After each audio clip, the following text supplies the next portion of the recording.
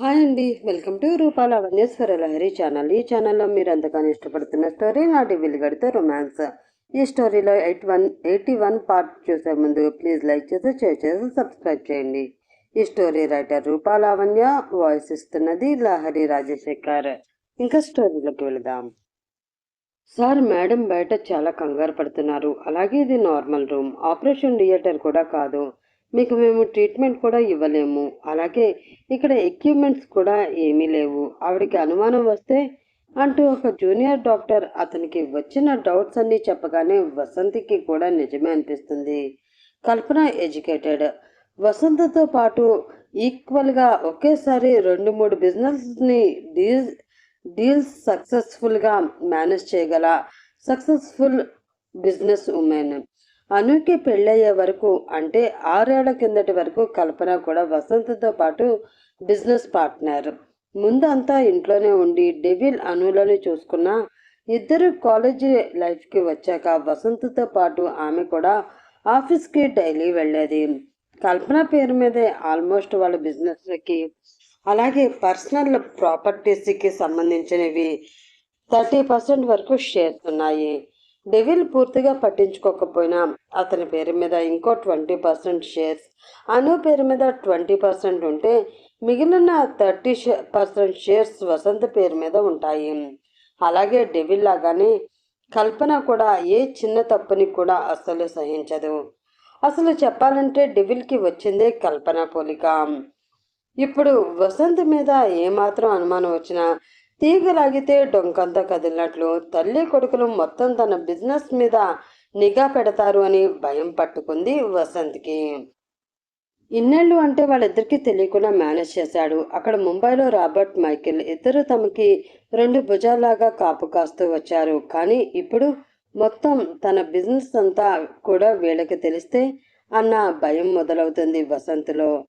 Junior doctor చెప్పిన next second వసంత్కి అప్పటి వరకు ఉన్న చిన్న ఆనందం ఎందుకో తర్వాత చెప్తారు రూపా గారు పోయి టెన్షన్తో మళ్ళీ చెమటలు పట్టుకుంటాయి.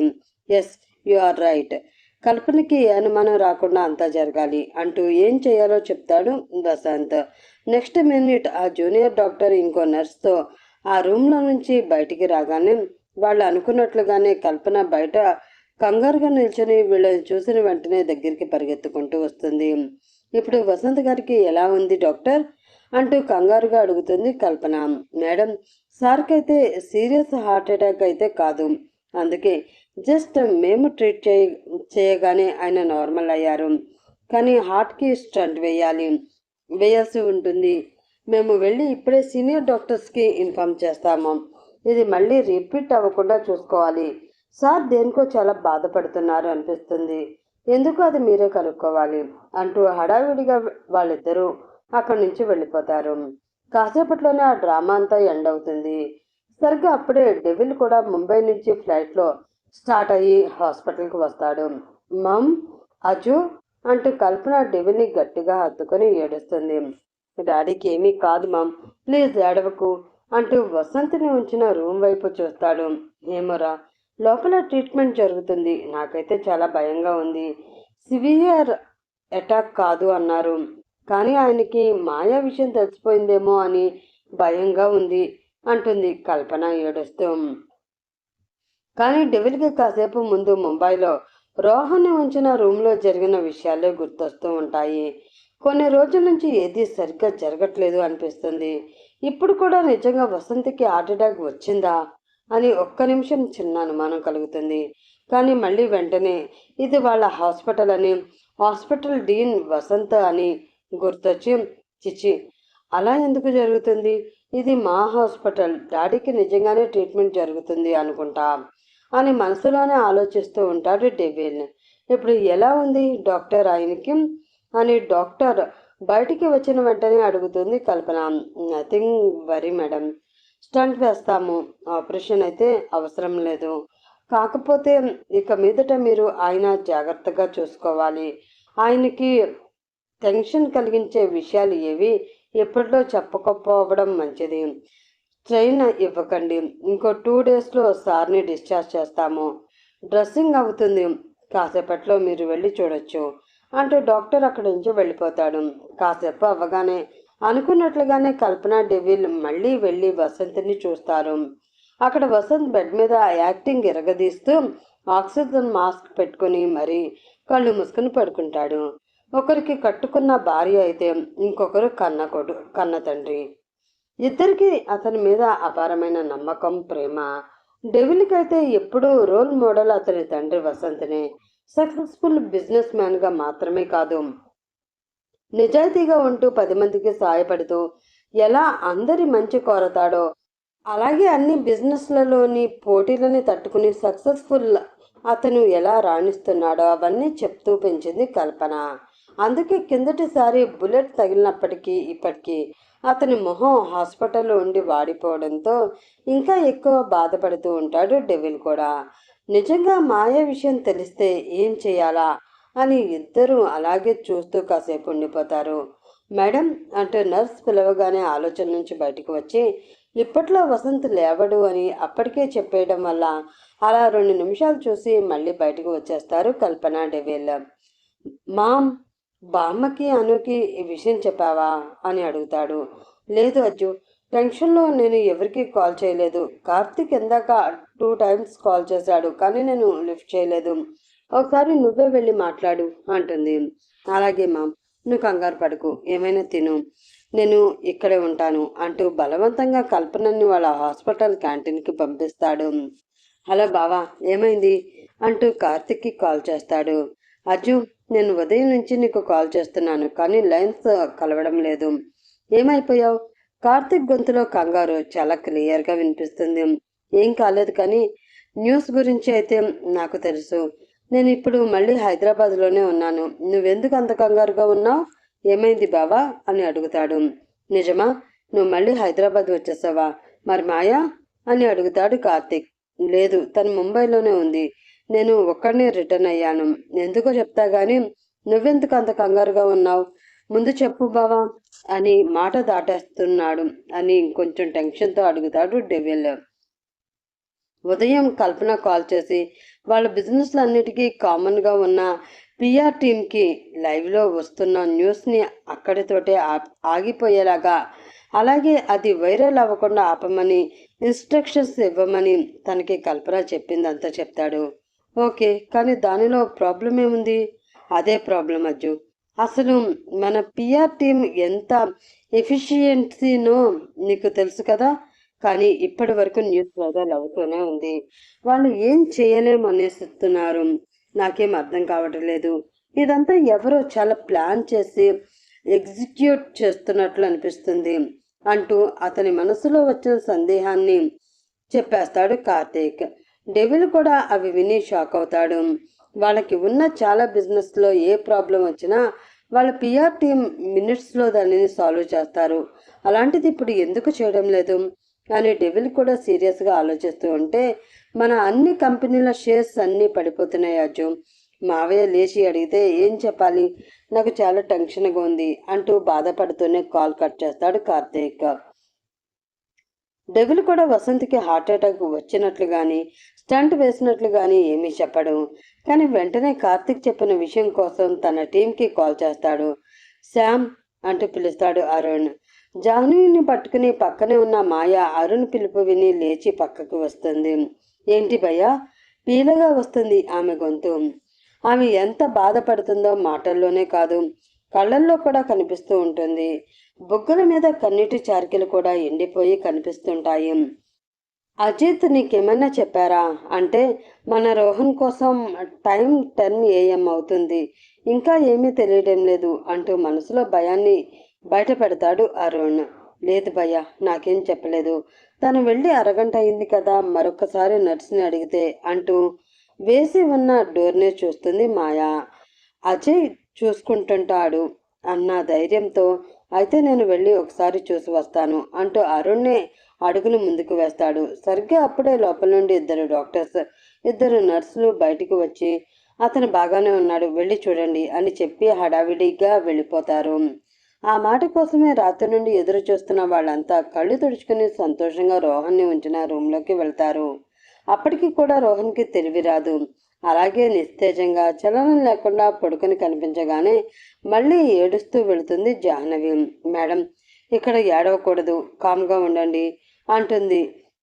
దట్ తోబా తోబా పాట రోహన్ బెడ్ కింద కూర్చుని పాడుకున్న సింగిల్ సింతకాయ నర్స్. అలాగే సిస్టర్, సారీ సారీ అంటూ సైలెంట్గా రోహన్ చుట్టూ చేరతారు అందరూ. సరిగ్గా అప్పుడే మాయ మొబైల్ రింగ్ అవుతుంది. చూస్తే రీతు రేణులు చేస్తున్న combined conference video call. News చూసి కంగారుగా కాల్ చేస్తూ ఉంటారు. ఉఫ్ అంటుంది మళ్ళీ నర్స్ సీరియస్గా.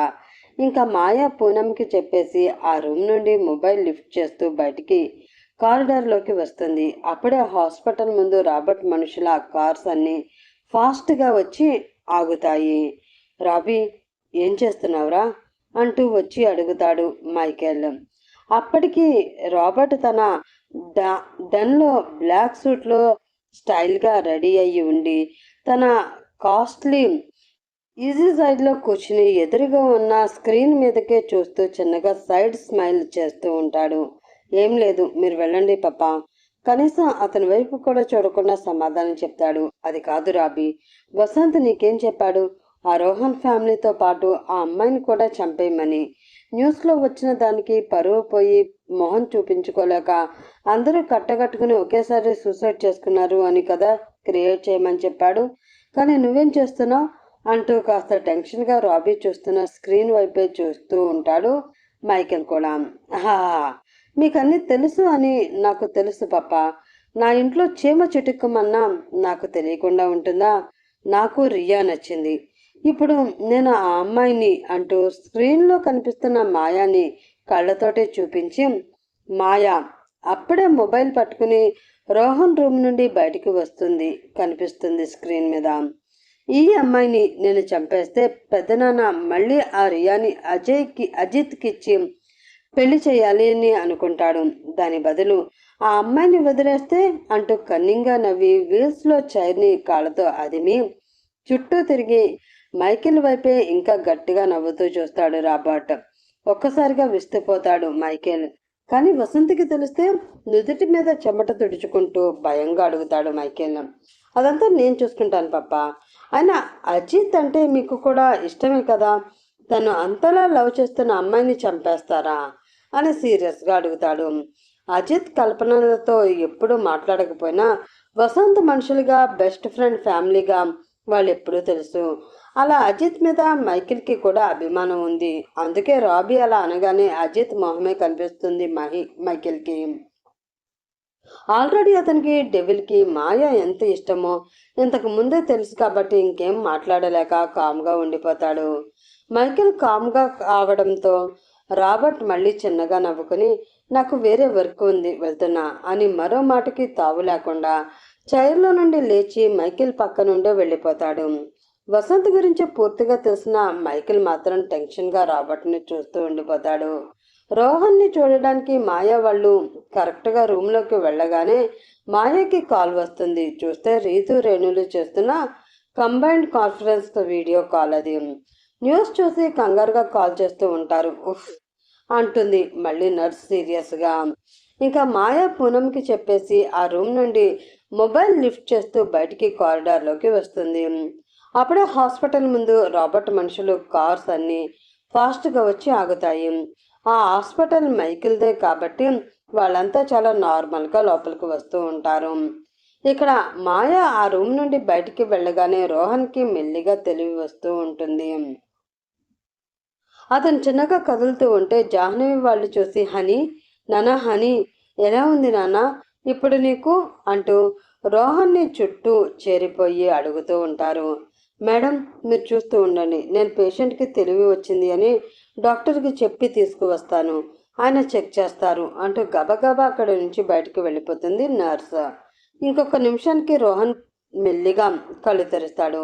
ఎదురుగా ఉన్న తన ఫ్యామిలీ అంతటినీ చూసి మా అంటూ చిన్నగా ఏడుస్తూ జాహ్నవి గారి చేతిని గట్టిగా పట్టుకుంటాడు. ఎలా ఉంది నాన్న అంటూ అడుగుతుంటే సడన్గా భయంతో లేచుకొచ్చి, మనం ఇక్కడి నుంచి వెంటనే వెళ్ళిపోవాలి, లేదంటే మనందరినీ చంపేస్తారు అంటూ భయపడుతూ ఉంటాడు. హనీ, నీకేం కాదు, అలాగే మాకు కూడా ఏం కాదు, కంగారు పడకు, అజిత్ గారు అన్నీ చూసుకుంటారు అంటాడు. అరుణ్ వచ్చి రోహన్ భుజం మీద చెయ్యి వేసి, లేదు ఆరు, నా మాట విను, మనం ఇక్కడి నుంచి వెళ్ళిపోవాలి, లేదంటే వాళ్ళు మనల్ని చంపేస్తారు. ఆ వసంత్ గారికి మన గురించి అంతా తెలుసు అంటూ బెడ్ మీద నుంచి లేచి నిల్చుంటాడు. వసంత్ అనగానే అజిత్ ఫాదర్ అని వాళ్ళందరికీ తెలుసు కాబట్టి అందరూ షాక్ అవుతారు. రోహన్ని పెద్ద కళ్ళతో ఏం చెప్తున్నాడా అని భయంగా చూస్తారు. ఏంటి నాన్న నువ్వు అనేది అంటూ జాహ్నవి షాక్ అవుతూ అడుగుతుంది.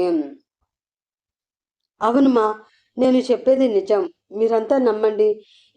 ఇదంతటికీ వెనుక ఉన్నది వేరే ఎవరో కాదు, అజిత్ వాళ్ళ ఫాదర్ వసంత్ గారే అంటాడు రోహన్. సరిగ్గా అప్పుడే టీవీలో నెట్ కనెక్ట్ చేసి సాంగ్స్ ఫుల్ వాల్యూమ్లో పెట్టి బెడ్కి పిచ్చి పిచ్చిగా డాన్స్ చేస్తూ ఉంటుంది రియా. అబ్బబ్బా, ఆపుతావా లేదా అని పక్క నుండి మమత కోపంగా, అప్పటికే చాలాసేపటి నుంచి అరుస్తున్నా కూడా రియా ఆనందంతో ఆపకుండా స్టెప్పులు వేస్తూనే ఉంటుంది. వసేయ్, కనీసం ఎందుకు ఆ డాన్స్ చేస్తున్నావో చెప్పు చావు అని చేతిలో ఉన్న పిల్లోని రియా మొహమ్మానికి గురి చూసి మరీ విసురుతుంది మమత. ఫైనల్గా ఓచ్ అమ్మ, కొంచెం మిస్, లేదంటే నా ముక్కు పచ్చడి అయ్యేది. అయినా నేను ఇంత హ్యాపీ మూమెంట్లో ఎంజాయ్ చేస్తూ డాన్స్ చేస్తూ ఉంటే మధ్యలో నీ నస ఏంటి అసలు? విసుగ్గా అడుగుతుంది రియా. నస కాదు, కంఠ శోష.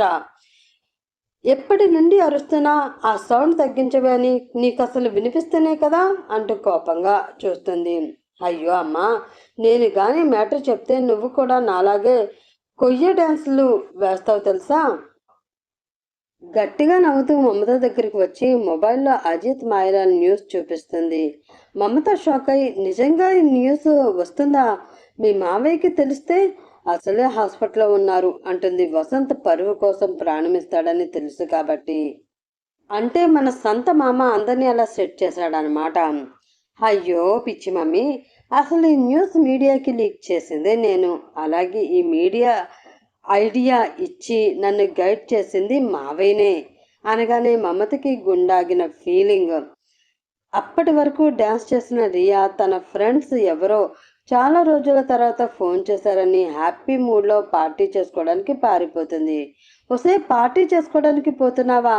అసలు ఈ న్యూస్ ఇలా రావడానికి కారణం నువ్వే అని ఆ అజిత్కి తెలిస్తే టాప్ లేచిపోద్ది. అని నువ్వు పాట పాడి డాన్స్ చేయడం కాదే, నీకే టాప్ లేచిపోయేలాగా చేస్తాడే తల్లి అంటూ తల పట్టుకుని ఏడుస్తూ కూర్చుంటుంది మమత. రోహన్కి తెలివి వస్తుంది. జరుగుతున్న వాటి అన్నిటికీ కారణం అజిత్ ఫాదర్ వసంత్నే అని జాహ్నవి వాళ్ళకి చెప్పేస్తాడు. అవునమ్మా, నేను చెప్పేది నిజం, మీరంతా నమ్మండి. దీనంతటికీ వెనుక ఉన్నది వేరే ఎవరో కాదు, అజిత్ వాళ్ళ ఫాదర్ వసంత్ గారే అంటాడు రోహన్. సరిగ్గా అప్పుడే హలో, ఎవరు మీరంతా? అయినా పేషెంట్ని చూడడానికి ఇంతమంది ఇలా లోపలికి రాకూడదు, అందరూ ముందు బయటికి వెళ్ళండి అని గట్టిగా అరుస్తూ లోపలికి డాక్టర్ వస్తే అతని వెనక ఇద్దరు నర్సులు కూడా వస్తారు. వాళ్ళని చూసి రోహన్ ఇంకా భయపడిపోతూ ఉంటాడు. నాకే ట్రీట్మెంట్ వద్దు, నేను బాగానే ఉన్నాను, నన్ను డిశ్చార్జ్ చేయండి అర్జెంటుగా, ఇక్కడ నుంచి మేము అందరం వెళ్ళిపోవాలి. రోహన్ కూడా ఏమీ తగ్గకుండా అదే వాయిస్తో చెప్తాడు. అలా అరుస్తూ ఉంటే అతనికి ఏం కాలేదు. అంతవరకు వాళ్ళు చేసిన ట్రీట్మెంట్ అంతా యాక్టింగ్ అని అతని ఫ్యామిలీ వాళ్ళకి తెలిసిపోతుందని డాక్టర్స్ నర్సులు కంగారు పడిపోతూ, చూడండి, మీరు నార్మల్ పేషెంట్ కాదు, మిమ్మల్ని మీరు అరెస్ట్ అయిన పోలీసుల స్టేషన్లో ఎస్ఐ అలాగే కానిస్టేబుల్స్ వచ్చి జాయిన్ చేశారు, అందుకని మీరు ఇక్కడ నుంచి వెళ్తాను అంటే ఈజీగా పంపించేయడం కుదరదు. వాళ్ళకి ఆల్రెడీ ఇన్ఫార్మ్ చేసాం, వస్తూ ఉంటారు, కామ్గా ఉండండి. రోహన్కి సీరియస్గా చెప్పి మళ్ళీ జాహ్నవి వాళ్ళని చూసి, మీరు ఇంకా ఇక్కడే ఉంటున్నారా, వెళ్తారా లేదా బయటికి అని సీరియస్గా అడుగుతాడు డాక్టర్. జాహ్నవి వాళ్ళకి ఏం చేయాలో అర్థం కాక, కానీ పోలీసులు వస్తున్నారు అనగానే మళ్ళీ ఏమవుతుందని భయంతో వదలలేక రోహన్ చేయి గట్టిగా పట్టుకుని, ఏం కాదు నాన్న, అజిత్ అంతా చూసుకుంటాను అన్నాడు, కంగారు పడుకు అంటూ ధైర్యం చెప్పి మెల్లిగా బయటకు వెళ్ళిపోతారు. డాక్టర్ చెప్పింది కూడా నిజమే కాబట్టి ఎస్ఐ వాళ్ళు వస్తున్నారని చెప్పగానే కూల్ అయిపోతాడు రోహన్. మళ్ళీ వాళ్ళు రోహన్ని టెస్ట్ చేయడం మొదలు పెడతారు.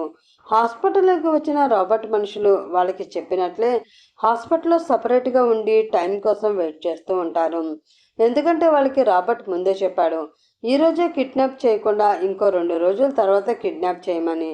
ఎందుకంటే వసంత్ రాబర్ట్తో ఈరోజు నాకు హార్ట్ అటాక్ వచ్చింది కాబట్టి మళ్ళీ ఇదే రోజు వాళ్ళంతా కిడ్నాప్ అయితే ఆ న్యూస్ నా హార్ట్ అటాక్ వాళ్ళ కిడ్నాప్ ఇవన్నీ మనం ప్రీప్లాన్డ్గా చేశామని అజిత్కి ఈజీగా తెలిసిపోతుంది. అందుకే ఒక 2 రోజుల తర్వాత ఆ రోహన్ వాళ్ళని మొత్తం అందరినీ కిడ్నాప్ చేయించి చంపేయి అని తన ప్లాన్ చెప్తాడు. ఆల్రెడీ రోహన్ని ఉంచిన రూమ్లో సీక్రెట్ కెమెరాలు ఉన్నాయి కాబట్టి వాళ్ళంతా కెమెరా రూమ్లోనే కూర్చుని వెయిట్ చేస్తూ ఉంటారు. ఇక్కడ బయట కారిడార్లోకి వచ్చిన మాయా ఫోన్ లిఫ్ట్ చేస్తుంది. వీడియో కాల్లో ఆమె ఎదురుగా రేణు రీతు ఇద్దరు కంగారుగా కనిపిస్తారు. శామ్, అసలు ఏం జరుగుతుంది? నువ్వు డెవిల్ని పెళ్లి చేసుకున్నాక ఏమైంది అని కంగారుగా అడుగుతుంది రేణు. ఆయన చంపడానికి వెళ్ళి పెళ్లి చేసుకోవడం అంటే నాకు ఇప్పటి వరకు అర్థం కావట్లేదు. కిందటిసారి మీ ఇద్దరిని చూసినప్పుడు కూడా చాలా క్లోజ్గా కనిపించారు అని నేను చెప్తుంటే ఈ రేణు అసలు నమ్మడం లేదు అంటుంది రీతు. నీ మొహం, ఆ డెవిల్తో మన శామ్ ఎందుకు క్లోజ్గా ఉంటుంది అని రీతుని కసిరి, శామ్ ఈ న్యూస్ ఏంటి అది కూడా చెప్పు అని అడుగుతుంది రేణు. అబ్బబ్బా, నన్ను కాసేపు మాట్లాడనివ్వండి, ఎందుకు అలా కంటిన్యూగా అడుగుతూనే ఉంటారు? ఏం కాలేదు, చెప్పింది ముందు జాగ్రత్తగా వినండి అంటూ ఆ రోజు డెవిల్ మాయాని పెళ్లి చేసుకున్నప్పటి నుండి ఇప్పటి వరకు ఏం జరిగిందో మొత్తం అంతా వివరంగా చెప్తుంది మాయా. ఇప్పుడు కూడా రోహన్ హాస్పిటల్లో ఉన్నాడే, సూసైడ్ చేసుకున్నాడు అన్నారు. నాకేమీ అర్థం కావడం లేదు. అదే టైంలో ఈ న్యూస్ ఎలా బయటకు వచ్చిందో కూడా మాకు అసలు తెలియడం లేదు. కానీ ఒకటి మాత్రం నిజం, ఏం జరిగినా డెవిల్ అంతా చూసుకుంటాడు, నాకు ఆ నమ్మకం ఉంది అంటూ డెవిల్ కోసం ఆలోచిస్తూ ఉంటే ఆమె కంట్లో నీళ్లు తిరిగిపోతుంటాయి. మాయ అలా డెవిల్ గురించి ప్రేమగా చెప్తూ ఉంటే రీతుకి రేణుకి మాయ డెవిల్ మీద ఎంత ప్రేమ పెంచుకుందో అర్థమవుతుంది. ఎప్పుడూ నవ్వుతూ చిన్నపిల్లల అల్లరి చేసి మాట్లాడే శామ్ మాత్రమే వాళ్ళకి తెలుసు. కానీ ఇప్పుడు మాయాలో చాలా మార్పు వచ్చినట్లు అనిపిస్తుంది వాళ్ళకి. డెవిల్కి తన టీం వాళ్ళు కాల్ చేసి ఏం చెప్తారో నెక్స్ట్ పార్ట్లో చూద్దాం. అప్పటి వరకు సెలవు తీసుకుంటున్నాను. మీరు కూడా సెలవు తీసుకుని రెస్ట్ తీసుకుని రేపొద్దున్న ఎపిసోడ్కి త్వరగా వచ్చేయండి. నేను కూడా త్వరగా వచ్చేస్తాను. అప్పటి వరకు by by, have a nice day.